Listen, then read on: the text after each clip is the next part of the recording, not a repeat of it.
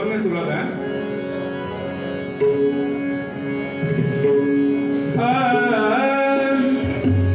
ध्यान असली वाजव एकदम लोकांना ऐकायला झालं पाहिजे. ध्यान देऊन ऐका आता सांगतोय पौराणिक कथा. ध्यान देऊन ऐका आता सांगतोय पौराणिक कथा.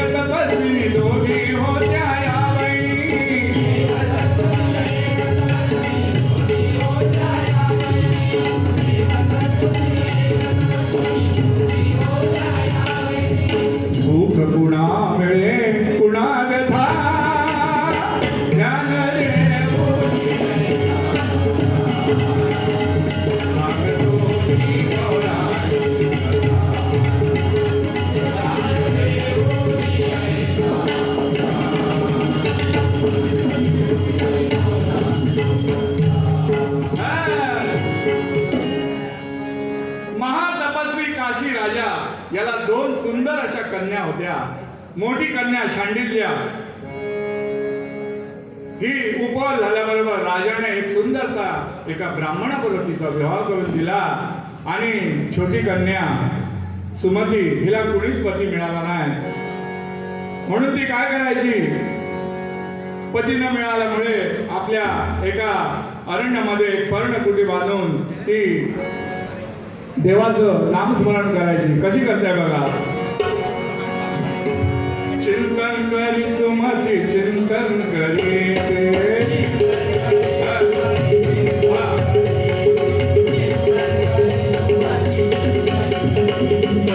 भक्ती भावाने हरी नाम स्मरिते.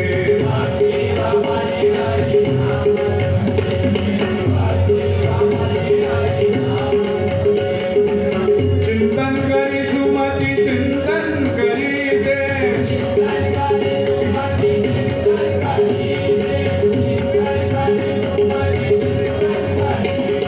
भक्ती भावाने हरी नाम स्मरिते. जय श्रीराम जय श्रीराम जय श्रीराम जय श्रीराम जय श्रीराम जय श्रीराम जय श्रीराम जय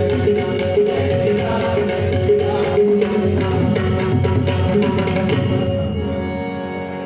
अशी ती देवा नामस्मरण करायची, मोठमोठी तीर्थे करायची, मोठमोठ्या साधू संतांचा उपदेश पालन करायची. परंतु मोठी कन्या शांडिल्य ही फक्त आपल्या पतीलाच आपलं दैवत मानत असे. पती हाच परमेश्वर. रोज सकाळी उठून पतीच्या चरणावरती मस्तक ठेवत असे. पतीचं शांत झालं पतीचं दर्शन देत असे आणि नंतर सर्व काम घरातील करत असे. पती हाच परमेश्वर. म्हणजे बघा, या कलियुगामध्ये पतीलाच परमेश्वर मानायला पाहिजे. पतीचं कर्तव्य आपल्याला समजत नाही. तो पती आतून किती गोड असतो हे आपल्याला नंतर कळतो. पती हाच परमेश्वर हे ती मानत होती. कशी बघा. शांडिल्या सेवा करीते. शांडिल्या सेवा करीते. दैवत पतीला मारी पती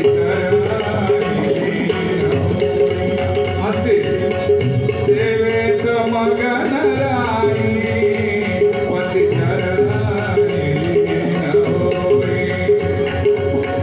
सेवेत मगन राही पती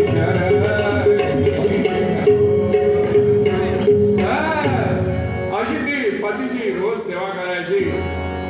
आणि पती हाच परमेश्वर. इतर तिला व्रत वगैरे काय माहित नव्हते. परंतु तिची बहीण दुसरी सुमती ही लग्न न झाल्यामुळे तिला वाटायचं की माझी पतिव्रतेपेक्षा म्हणजे स्त्रीचं विवाह झाल्यापेक्षा मी अविवाहित असल्यामुळे माझी योग्यता अधिक आहे असा तिला गर्व झाला होता. ती काय म्हणते, अविवाहित अशी बघा राहून योग्यता माझी देईन मी दान.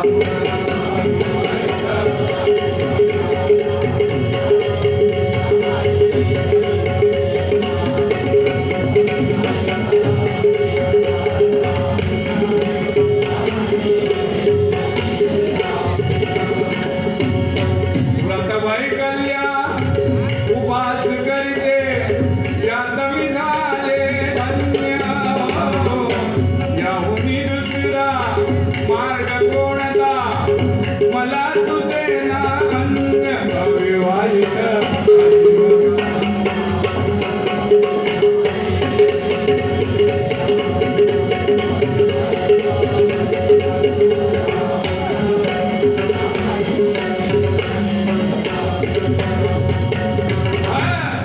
असा दोन्ही बहिणींचा उपक्रम चालू असता काय होतं, त्या राज्याला एके दिवशी महाभयंकर अशी आग लागते. आता आग लागल्याबरोबर अख्ख्या राज्याची धुळधाण होते. जिकडे तिकडे मोठमोठे राखेचे ढीग पडतात. आता त्यावेळी शांडिल्यचं घर देखील जळणार म्हणून ती काय करते, घराच्या बाहेर येते आणि एका ओंजळीमध्ये असं पाणी घेते आणि घराभोवती शिरपडते आणि सांगते, हे अग्निनारायणा, मी जर एकनिष्ठ प्रतिव्रता असेल, प्रतीच्या चरणी माझा एकनिष्ठ भाव असेल तर माझ्या घराला तू जरा देखील स्पर्श करू नको. काय म्हणते बघा,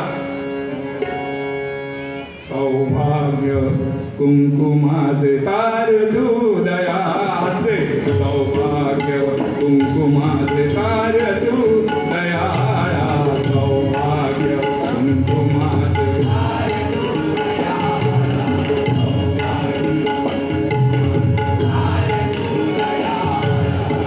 सौभाग्य कुंकुमाचे तार तू दयाळा. सौभाग्य कुंकुमाचे तार तू दयाळा. सौभाग्य तार तू दयाळा.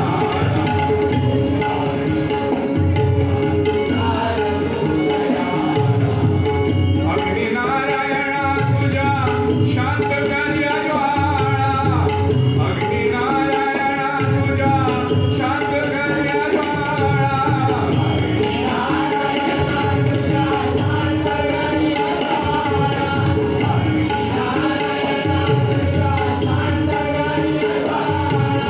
शांत कार्या ज्वाळा. सौभाग्य तार तू दयाळा.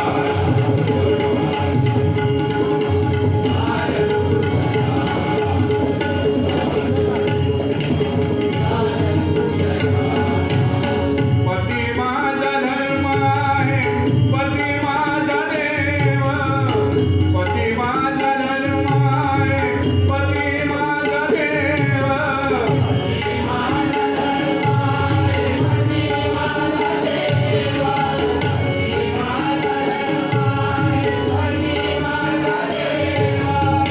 तोडू नको अंतरीचा मायेचा जिव्हाळा. तोडू नको अंतरीचा मायेचा जिव्हाळा. सौभाग्य कुंकुमाचे तार तू दयाळा.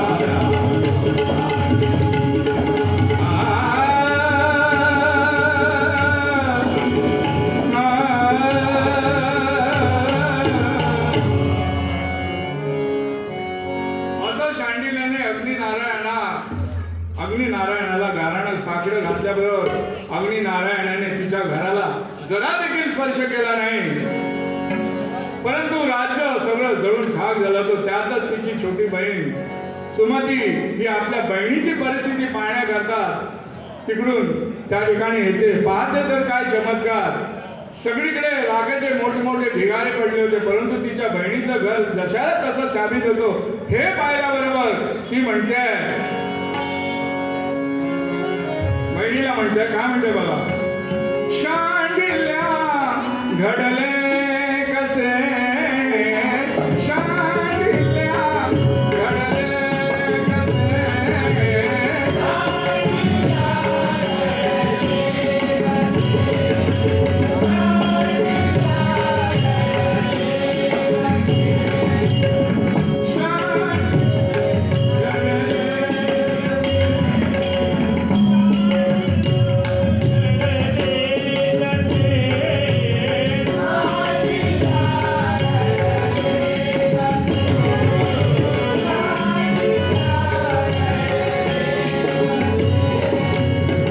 तपस्विनीचे घर जळाले, तपस्विनीचे घर जळाले, तुझे कसे राहिले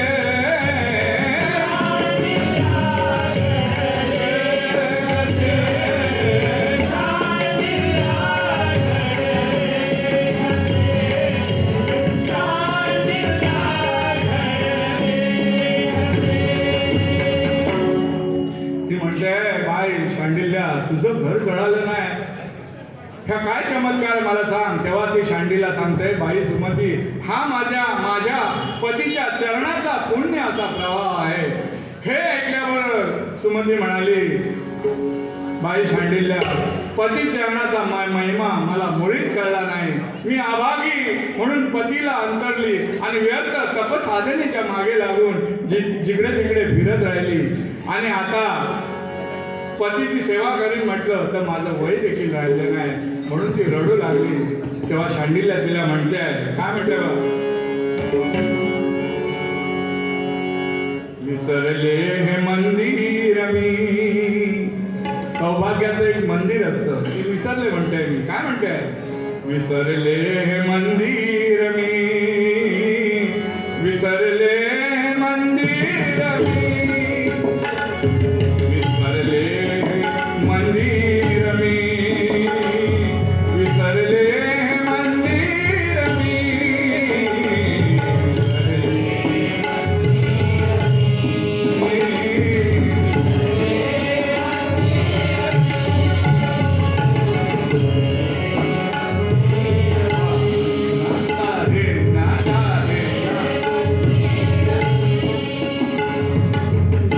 मंदिरी होते पूजापतीची, ज्या मंदिरी होते पूजापतीची, ज्या मंदिरी होते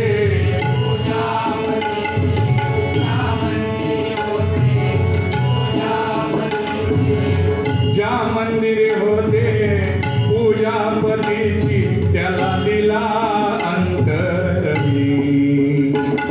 विसरले मंदिर मी, विसरले मंदिर मी.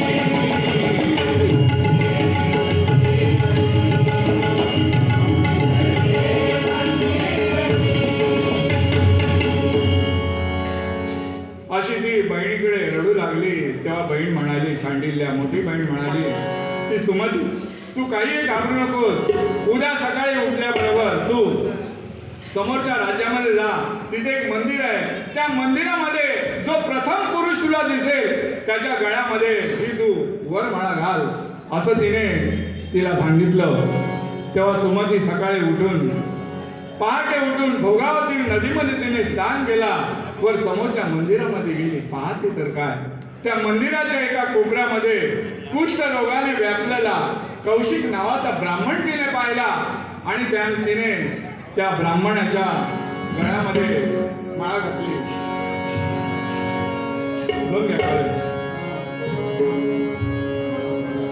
प्रातःकाली स्नान करून,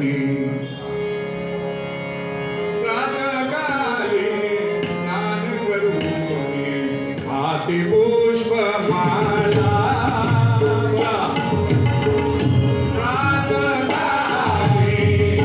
स्नान करून हाती पुष्प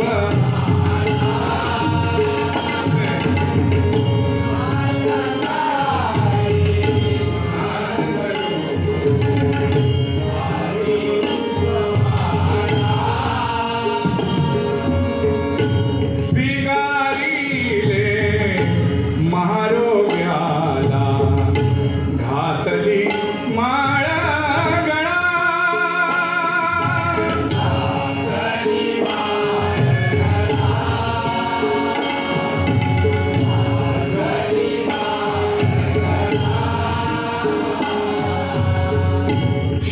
शांडिल्येने जे सांगितले ते ठरवून अंतरी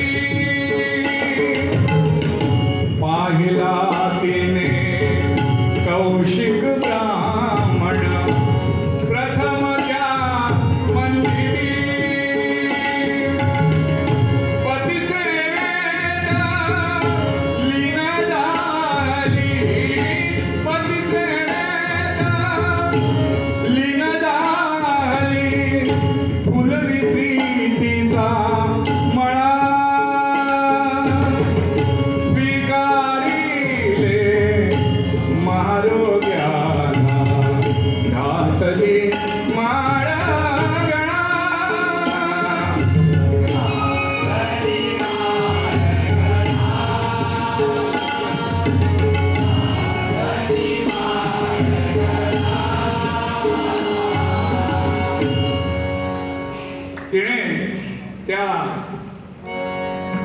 रोग्याच्या गळ्यामध्ये माळ घातली. त्याबरोबर तो ब्राह्मण म्हणतोय, हे स्त्री, मी एक दुर्दैवी ब्राह्मण आहे आणि मी महारोगाने व्यापलेलो आहे. माझ्या गळ्यामध्ये माळ घालून तुझा काय फायदा होणार? तेव्हा ती म्हणते, तिला जरा त्याच्यामध्ये थोडंसं कसं तरी वाटलं, परंतु तिला आपल्या बहिणीवरती विश्वास होता. तिने आपल्या बहिणीने सांगितलेल्या गोष्टीवर तिचा पूर्ण विश्वास होता. तेव्हा ती म्हणाली, हे ब्राह्मणा, आजपासून मी तुम्हाला पती म्हणून स्वीकार केलेला आहे. यात आता जरा देखील बदल होणार नाही. काय म्हणते बघा ती, पती मी तुम्हाला मानले, पती मी तुम्हाला मानले.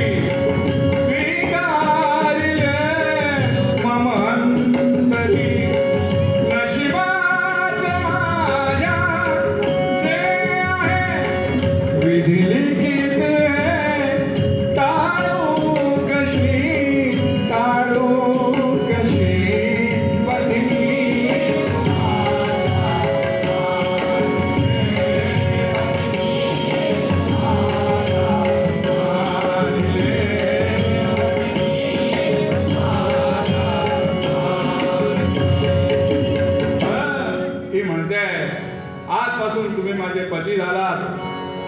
तुम्हाला जर चालायची शक्ती नसेल तर माझ्या पाठीवरती बसा आणि माझ्या आश्रमामध्ये चला. काय करते ती, त्या महारोग्याला, त्या पतीला आपल्या पाठीवरती मारते आणि आपल्या आश्रमामध्ये घेऊन जाते. सुंदरसा तिला स्नान वगैरे घालते, त्याला चांगलं थोडंसं भोजन वाढते. आणि ती काय करायची, रोज आपल्या पतीला पाठीवरती मारून भिक्षा मागण्याकरता दारोदारी जायची. कशी जायची बघा, भिक्षा घाल माई, भिक्षा घाल माई.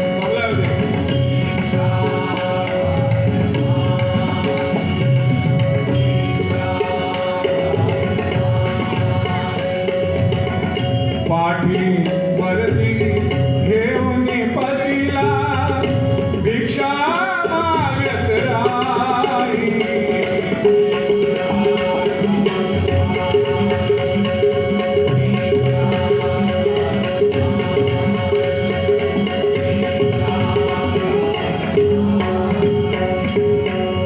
पती परमेश्वर माझा रोगी, पती परमेश्वर माझा रोगी, अनंत दुःखे भोगी. हे कशाटी या जीवनाची, हे कशाटी या जीवनाची, मानवा पावन होई.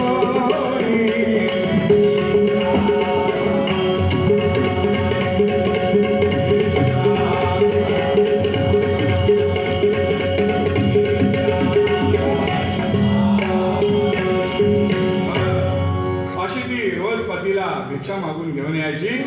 तिने काय केलं होतं, आपल्या पतीला खुली हवा लागावी म्हणून एक पेठारा बनवला होता आणि त्या पेठाऱ्याच्या मध्ये बसून पतीला रोज डोक्यावर घेऊन ती भिक्षा मागायला जायची. एके दिवशी काय होतं, मांडव्य ऋषी एका झाडावरती उलटे लोंबकळत होते, असे उलटे वर पाय खाली हात करून असे लोंबकळत होते. आता ही डोक्यावरती पतीला घेऊन जात असता तो पेठारा आणि त्या पेठारामधून तिच्या पतीचा हात मांडव्य ऋषींना जोरदार असा लागला.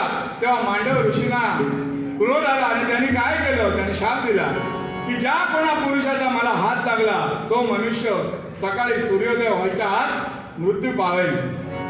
असा शाप ऐकल्याबरोबर सुमती अगदी घाबरून गेली. तिने काय केलं, पतीला माथ्यावरून खाली जमिनीवरती ठेवलं आणि सूर्यनारायणाला म्हणाले, हे सूर्यनारायणा, मी जर खरी प्रतिभाता असेल, प्रतीच्या चरणीचा माझा एकनिष्ठ भाव असेल तर तू माझी आज्ञा होईपर्यंत उदयाला येऊ नकोस, असं सूर्यनारायणाला म्हणाले.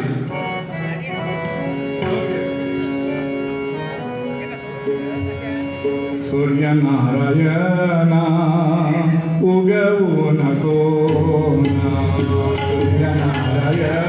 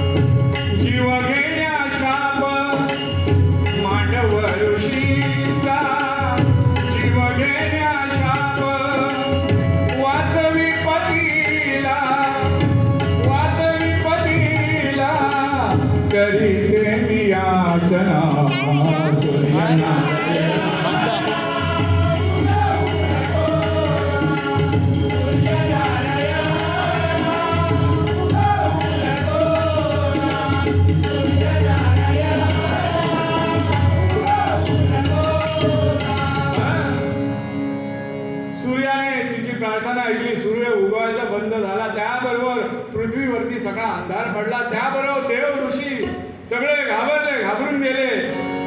काय करावं म्हणून ते देवगुरु बृहस्पतीकडे गेले आणि त्यांना सांगतायत, 10 दिवस झाले नाही सूर्य उगवला, अंधार हा झाला देवा, अंधार हा झाला.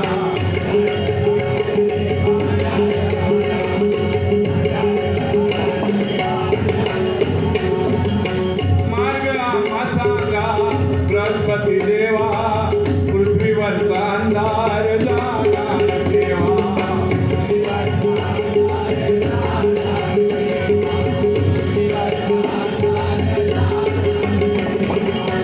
देव ऋषी मुनींचा धीर सारा खचला, देव ऋषी मुनींचा धीर सारा खचला.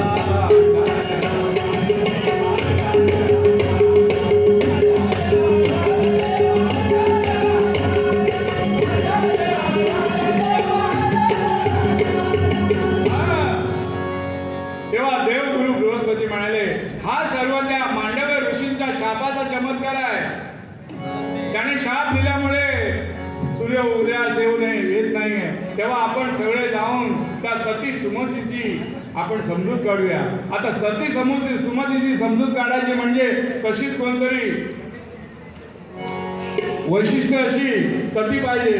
ते म्हणाले की अत्रि ऋषींची पत्नी अनुसया ही महासती आहे, तर आपण तिच्याकडे जाऊन तिचा आपण आश्रय मागूया, तिची मदत मागूया. तर सगळे येत आहेत. चला चला रे सगळे जाऊ, चला चला रे सगळे जाऊ.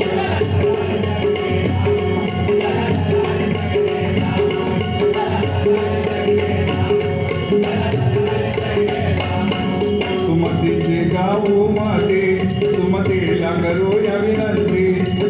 अशा वेळी संकट काळी वेळ नका रे लावू.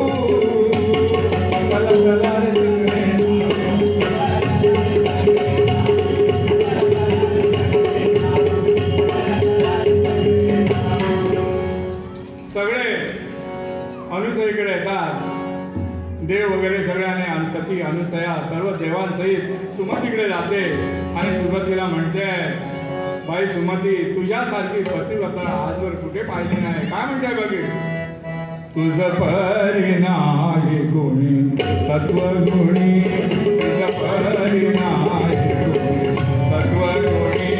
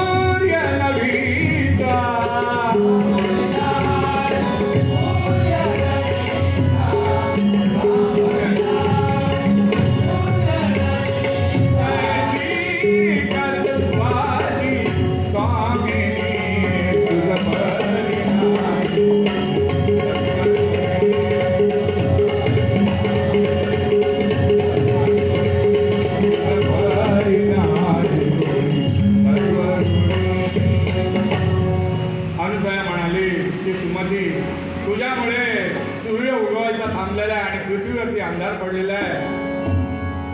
तेव्हा तू सूर्याला विनंती करून सूर्याला उगवायला सांग. तेव्हा ते म्हणताय की माते, तू साक्षात जगत जननी आहेस, तुझी आज्ञा मला वंद्य आहे. परंतु मी सूर्याला उगवायला सांगितल्यावर मी माझ्या सौभाग्याला मुकेल, त्याचं काय. तेव्हा सती अनुसया म्हणाली, बाई सुमती,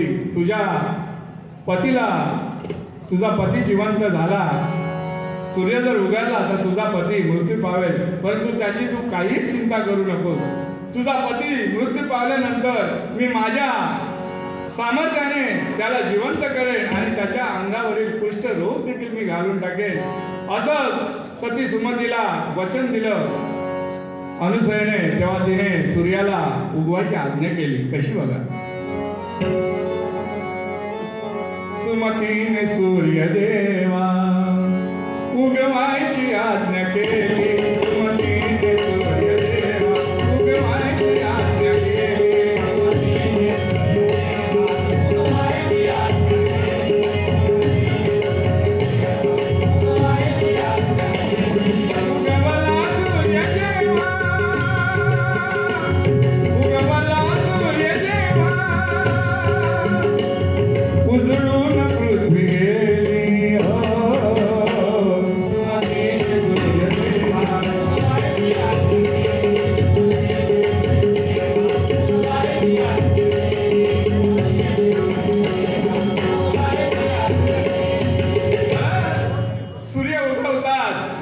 सुमतीचा पती मृत्यू पावला. तेव्हा सती अनुसयेने आपल्या पतींना विनम्र अभिवादन केलं की हे अत्रि ऋषी, मी जर तुमची खरी पती होता असेल, तुमच्या चरणी माझा एकनिष्ठ भाव असेल तर या साध्वी सुमतीचा पती जिवंत व्हावा अशी आज्ञा करतात. सती सुमतीचा पती जिवंत झाला. तेव्हा अत्रि ऋषींची पत्नी अनुसया म्हणाले, बाई सुमती, तुझ्यासारखी पतिव्रता स्त्री मी आजवर कुठेच पाहिली नाही. म्हणून पती सेवा हीच ईश्वर सेवा हे तू साऱ्या जगाला दाखवून दिले. धन्य आहेस तू. सुमती, पती सेवा ईश्वर सेवा भक्ती दावी.